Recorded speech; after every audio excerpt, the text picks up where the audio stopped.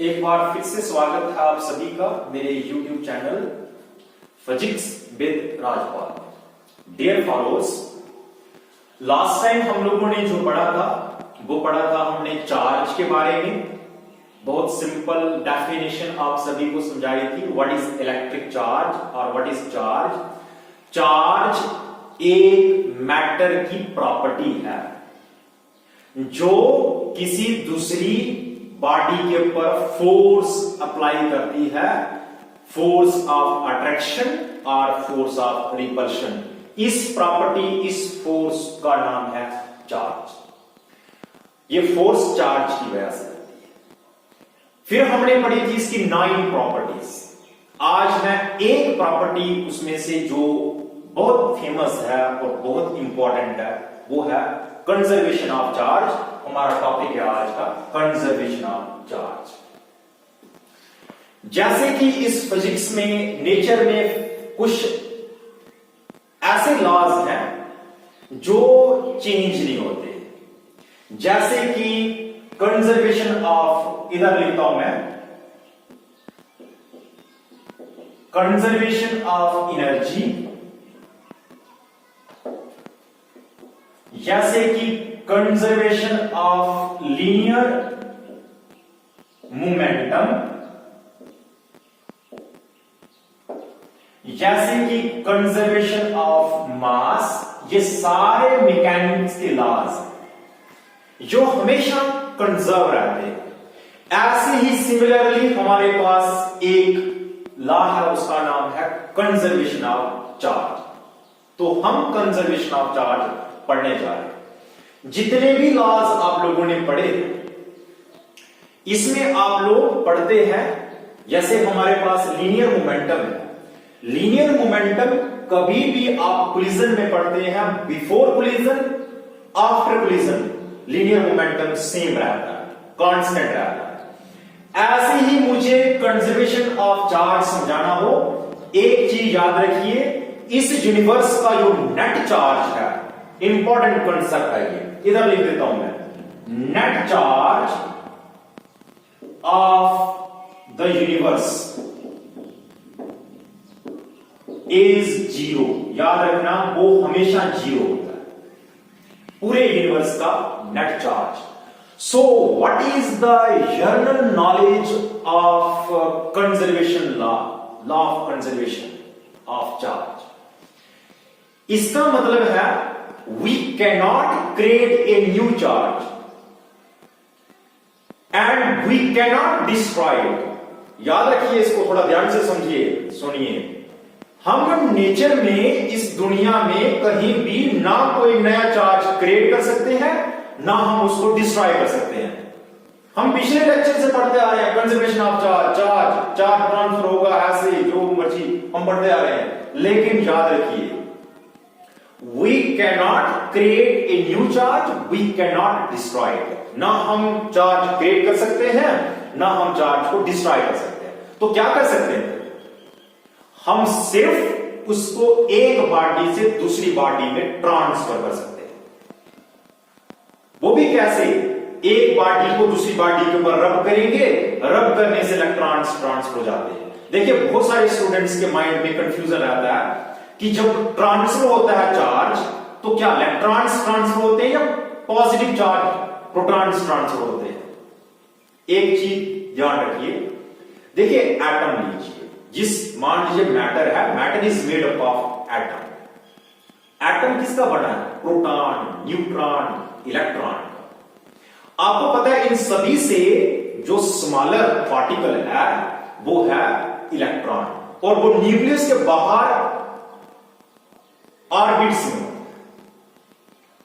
उसको हम रिमूव कर सकते हैं, उसको ट्रांसफर कर सकते हैं। फिजिक्स में आप पढ़ते हैं, जब इलेक्ट्रॉन्स जंप करते हैं एक ऑर्बिट से दूसरे ऑर्बिट में या एक लेवल से दूसरे लेवल में, तब वहां पे कुछ सीरीज बनती है, वो एटम्स और न्यूक्लियर चैप्टर में आप स्टडी करते हैं। लेकिन याद रखना, जितने भी बच्चों के दिमाग में कंफ्यूजन है कि जब रब करते हैं, ट्रांसफर करते हैं चार्ज को, तो क्या इलेक्ट्रॉन ट्रांसफर होते हैं या प्रोटॉन ट्रांसफर होते हैं? तो याद रखिए, सिर्फ इलेक्ट्रॉन ट्रांसफर होते हैं एक बॉडी से दूसरी बॉडी। सो क्या डेफिनेशन है फिर conservation of law of conservation of charge? It states that, किसी ने आपने लिखना हो तो आप लिख भी सकते हैं, इसको नोट्स भी बना सकते हैं बड़े अच्छे से। It states that in an isolated system, मैं यहां पे लिखता हूं, इट स्टेट्स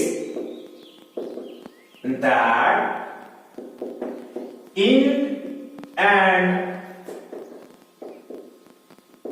isolated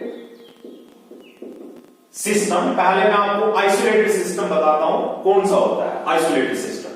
देखिए, आइसोलेटेड सिस्टम वो सिस्टम होता है जिसमें एक्सटर्नल फोर्स, एक्सटर्नल इंपैक्ट नहीं हो, बाहर की फोर्स जीरो हो। एक एग्जांपल के तौर पे समझाता हूं मैं आपको। पिछले कुछ साल पहले हमारे यहां पे एक वायरस था, फ्लू था, उसको स्वाइन फ्लू बोल रहे थे।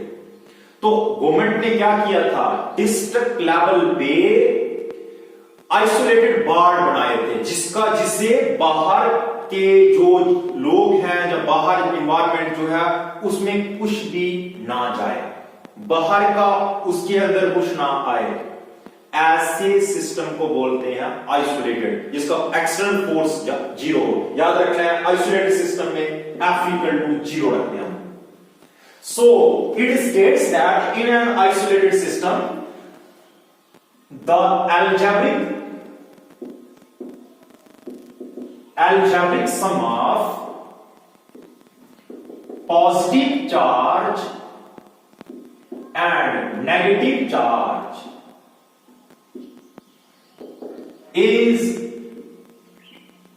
remains conserved. This is the statement of conservation of charge, कि हमारे पास जो एल्जेब्रिक सम होता है पॉजिटिव चार्ज और नेगेटिव चार्ज का, वो कंजर्व रहता है, मतलब नेट चार्ज उनका क्या रहता है, जीरो रहता है हमारे पास। याद रखना है, हम चार्ज ना क्रिएट कर सकते हैं ना डिस्ट्रॉय कर सकते हैं। क्या कर सकते हैं, सिर्फ उसको हम ट्रांसफर कर सकते हैं एक पार्टी से दूसरी पार्टी के ऊपर। जैसे कि मैं एक एग्जांपल लेता हूं, हमारे पास एक आयन है H आयन। देखिए, इसका नेट चार्ज जो है zero is zero, gives rise to H positive, ये पॉजिटिव आयन है, प्लस इलेक्ट्रॉन ये नेगेटिव आयन है। इन दोनों को आप ओवरऑल देखेंगे तो इनका भी नेट चार्ज जो है वो इज जीरो है। This is the example of conservation of charge.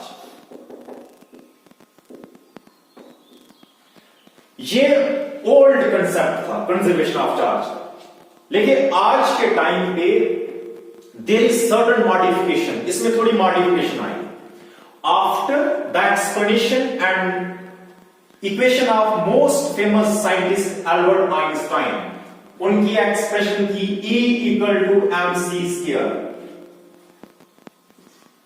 उन्होंने बोला, ध्यान दीजिएगा, बहुत इंपॉर्टेंट आप लोगों के लिए समझना, इसका क्या मतलब है, जब हम एनर्जी को कंप्रेस करते हैं तो हमें मास मिलता है, मटेरियल बनता है। When we compress energy, it becomes material. जब हम उस एनर्जी को ओपन अप करते हैं तो हमारे पास, जब उस मैटर को हम ओपन अप करते हैं, मटेरियल को हम ओपन अप करते हैं, हमारे पास उस टाइम पे एनर्जी बनती है इस फॉर्मूले से, E=mc² या फिर M=E/c²। इस पे भी मैं आपको एक एग्जांपल देता हूं। हमारे पास एग्जांपल है एटॉमिक बॉम्ब की। देखिए, जब बॉम्ब का एक्सप्लोर होता है उस टाइम पे बहुत सारी एनर्जी क्रिएट होती है, लेकिन किसका लॉस होता है, मटेरियल का। आपको इसको ध्यान से समझना है। जब एक्सप्लोर होता है उस टाइम पे एनर्जी क्रिएट होती है, लॉट ऑफ एनर्जी क्रिएट होती है at the cost of material. Material का लॉस होता है। कौन सा मटेरियल का लॉस होता है, स्मॉलेस्ट मटेरियल। याद रखिए, नोट करना, आप नोट भी कर सकते हैं, स्मॉलेस्ट मटेरियल। स्मॉलेस्ट मटेरियल कौन सा है स्मॉलेस्ट? मतलब है इलेक्ट्रॉन का लॉस होता है। उस टाइम पे इलेक्ट्रॉन का लॉस होता है। जब इलेक्ट्रॉन का लॉस होता है, मान लीजिए मैंने आपको बताया नेट चार्ज यूनिवर्स में पॉजिटिव और नेगेटिव चार्जेस बराबर होते हैं, तो नेगेटिव इलेक्ट्रॉन्स का लॉस हो रहा है, तब तो नेचर में सिर्फ पॉजिटिव चार्ज बचा, तब तो ये पूरी स्टेटमेंट गलत होगी हमारे पास। ऐसा कुछ होगा तो देखिए, इस पे बहुत सारे साइंटिस्ट की एक्सप्लेनेशन आई, लेकिन वो एक्सप्लेनेशन बाकी साइंटिस्ट के लिए तो कोई मायने नहीं रखती थी, लेकिन there is some problems to physicist. Physicist के लिए बहुत बड़ी प्रॉब्लम क्रिएट होगी।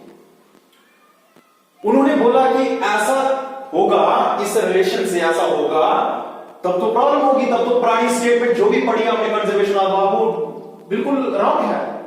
This is wrong statement. So इससे हमें मिलता क्या है, पहले ये बताऊं मैं आपको। This is mass energy equivalence relation. When we compress energy हमें मटेरियल मिलता है, when we open up matter हमें एनर्जी मिलती है, और इसको हम बोलते हैं मास एनर्जी इक्विवेलेंस। एक चीज याद रखिए, इस नेचर में हमारे पास हर चीज का रिवर्सिबिलिटी है, हर चीज रिवर्स बन जाती है नेचर में, तभी तो हम बोलते हैं कि नेचुरल लॉज जो है वो कंजर्व्ड है। सो इलेक्ट्रॉन का लॉस हुआ, हम उस बात पे, जब इलेक्ट्रॉन का लॉस हो गया तो ये तो स्टेटमेंट गलत हो गई।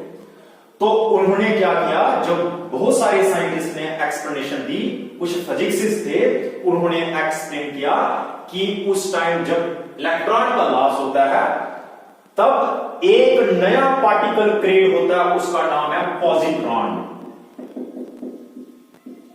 पॉजिट्रॉन फैमिली ऑफ न्यूक्लियस, ये न्यूक्लियस की फैमिली और एग्जिस्ट करता है इनसाइड न्यूक्लियस, पॉजिट्रॉन। इसको याद रखना आप लोगों ने, उस टाइम पे पॉजिट्रॉन क्रिएट होता है कब, जब इलेक्ट्रॉन का लॉस होता है। तो पॉजिट्रॉन न्यूक्लियस के अंदर होता है, पॉजिट्रॉन का जो मास है वो सेम होता है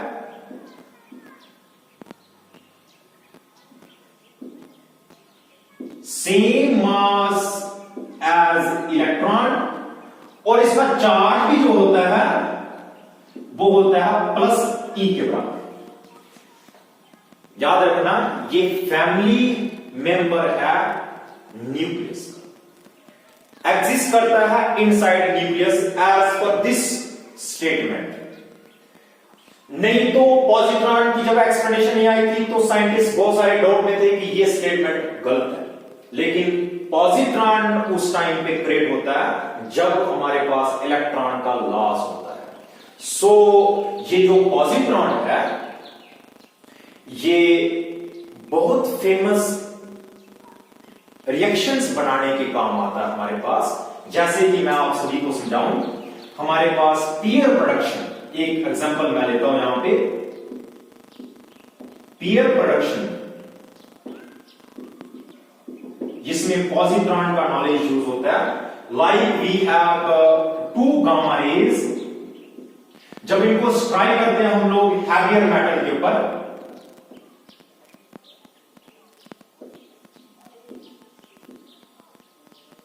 हैवी मेटल के ऊपर जैसे कि प्लेटिनम, तब हमें क्या मिलता है, यहां से एक इलेक्ट्रॉन मिलता है प्लस एक पॉजिट्रॉन मिलता है, जिसका नेगेटिव चार्ज होता है, जिसका पॉजिटिव चार्ज होता है, और ये जो पीयर बनता है इसको हम बोलते हैं पीयर प्रोडक्शन।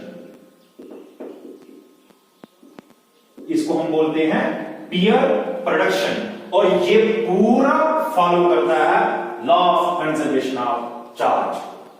सो ध्यान दीजिएगा, फिर से समझिएगा, कंजर्वेशन ऑफ चार्ज मतलब चार्ज ना क्रिएट होता है ना डिस्ट्रॉय होता है। यदि हमने कुछ करना हो चार्ज के साथ तो चार्ज का सिर्फ लेन देन होता है। Charge can only transfer from one body to another. So मैंने आप सभी को दोनों मेथड से law of conservation of charge के बारे में समझा दिया।